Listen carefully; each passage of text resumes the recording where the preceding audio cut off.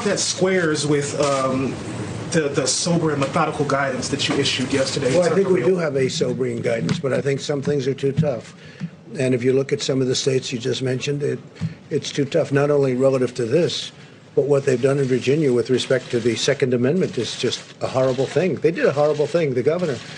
And he's a governor under a cloud to start off with. So when you see what he said about the Second Amendment, when you see what other states have done, no, I think I feel very comfortable. Go ahead. Thank you, Mr. President. Just to be clear, when you talk about these states, Michigan, Minnesota, Virginia, do you think that they should lift their stay-at-home orders, or can you talk?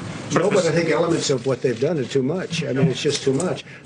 You know the elements because I've already said, but certainly a Second Amendment and Second Amendment having to do with the state of Virginia. What they've done in Virginia is just incredible.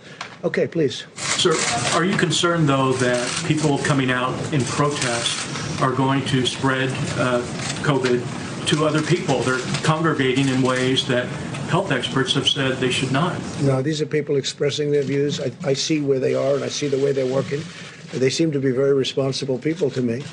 But it's, they've been treated a little bit rough. You would think that if the President of the United States wrote 3 separate tweets encouraging his supporters to partake in uprisings in states with Democratic governors, that he would be asked about it and actually have a better answer. And yet the best he could manage to come up with is some completely unrelated whining about the Second Amendment, and that elements of their stay-at-home orders are, quote, too much, which is quite the convincing argument. Now, I'm not sure what Donald Trump doesn't understand here, but there is no too much when it comes to shielding yourself amid a global pandemic. Everyone who doesn't have to be out should not be out, period. This isn't difficult, and yet it is that very tendency to qualify the rules that has prevented this country from overcoming the virus. Had Trump had some actual leadership ability and actually called for a decisive national stay-at-home order months ago, this would be over. We'd probably be back at work. But this entire process has been marred by Trump and, of course, his Republican lackeys who blindly follow suit, who have pushed back against the recommendations by doctors and experts since the beginning.